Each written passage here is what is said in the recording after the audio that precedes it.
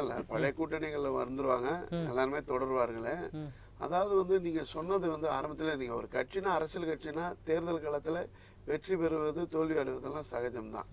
எல்லா கட்சிகளும் இப்ப திமுக தொடர்ந்து வெற்றி பெற்றுனா அது தோத்ததே இல்லையா? எம்ஜிஆர் இருக்கும்போது, அதுக்கப்புறம் புரட்சி தலைவி இது அம்மா இருக்கும்போது தோற்றுக்கொண்டே வருவார்கள். அப்புறம் மக்களுடைய மனநிலை, மக்கள் தானே எஜமானர், அவர்கள் வாக்களிப்பது தான். எங்கள் எடப்பாடி ஐயாவுக்கு வந்து குழப்பங்கள்லாம் கிடையாது. நம்ம வாங்க எல்லாரும் ஒன்று சேருவோம்.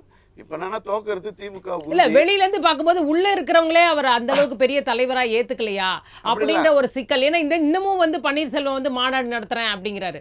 எங்களை வந்து நாங்க பாக்குறோம், இன்னமும் வந்து இருக்குப்பா, லைவா தான் இருக்கு, அதிமுகவை நாங்க இன்னும் போராடுறோம் மீட்க அப்படின்னு இன்னமும் அந்த பேச்சு அடிபட்டுட்டு தான் இருக்கு.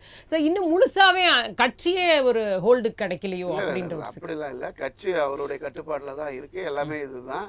அதனால தானே தேர்தல் பிரச்சாரத்தை அவர் சுற்றுப்பயணத்தை தொடங்கும் போது மக்கள் வந்து வெள்ளவென திரண்டு வராங்க, நீங்களே பார்க்குறீங்க. அதெல்லாம் எதுவும் இல்லை. அதாவது வந்து எங்களுடைய இயக்கம் வந்து தேர்தலை சந்திக்க போகுது. இப்போ நாங்கள் கூப்பிட்றோன்னா பயத்தால் கூப்பிட்றதில்ல, புலி பதுங்குவது பயத்தால் இல்லை, பாய்வதற்கு. நாங்கள் கூப்பிட்றோன்னா இப்பயே திமுக தோக்க போகிறது. 5000 ஓட்டு 10,000 ஓட்டில் திமுக தோக்க போகுது. நீங்கள்லாம் வந்தீங்கன்னா 20,000 40,000 ஓட்டில் திமுக டெபாசிட்டை இழந்து, அண்ணன் சொன்ன மாதிரி 20 தொகுதியில் 5 தொகுதி கூட திமுக ஜெயிக்க முடியும். இல்ல, அப்படியே இருந்தாலும் சீட் ஷேரிங்கும் உங்களுக்கு ப்ராப்ளம் தானே. நீங்க இன்னொரு கேப்ஷன் வைக்கிறீங்க, பெரும்பான்மை பலத்துடன் அதிமுக வந்து ஆட்சியில் அமரும், அதிமுக தலைமையில் ஆட்சிங்கிறீங்க.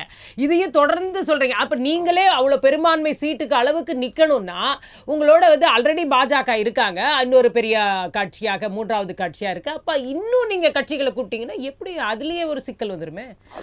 அந்த இடமும் ஒரு அப்ப திரும்பி கூட்டணி ஆட்சின்ற ஒரு இதுக்குள்ள வந்துட்டோம் அப்படின்னு பார்க்கலாமா? இல்ல கூட்டணியில எங்க எடப்பாடியார் சொல்லியிருக்காரு, தனி 117 சீட்டு நாங்க தனி பெரும்பான்மையோடு வெற்றி பெற்று, அதாவது தமிழ்நாட்டு மக்கள் எப்பவுமே கூட்டணி ஆட்சிக்கு வாக்களிச்சதே கிடையாது.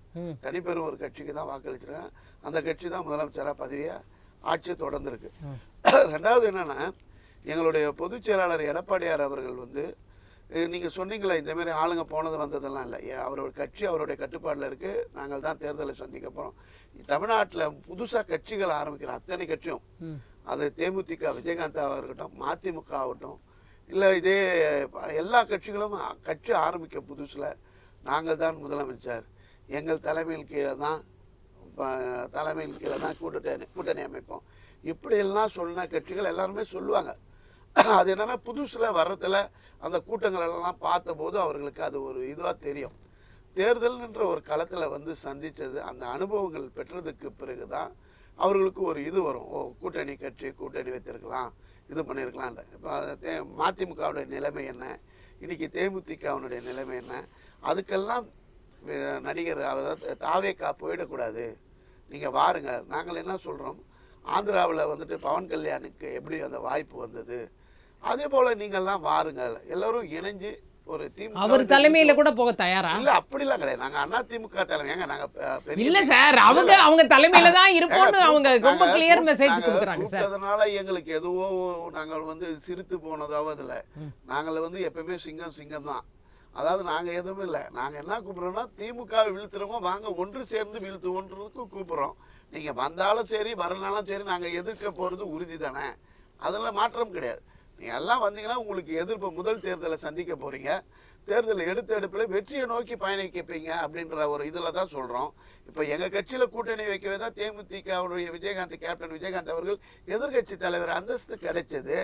எங்களோட கூட்டணி வைத்ததுனால அதே போல உங்களுக்கெல்லாம் வெற்றியை எடுப்பில் வெற்றியோட கணக்க துவங்கிடுற இல்ல பரந்த மனப்பான்மையோட இருக்கீங்களா? அப்படி அந்த நல்ல எண்ணத்துல நாங்கள் கூப்பிடுறோம். இல்ல நாங்க இப்படித்தான் போவோம்னா இது விதி வலியது.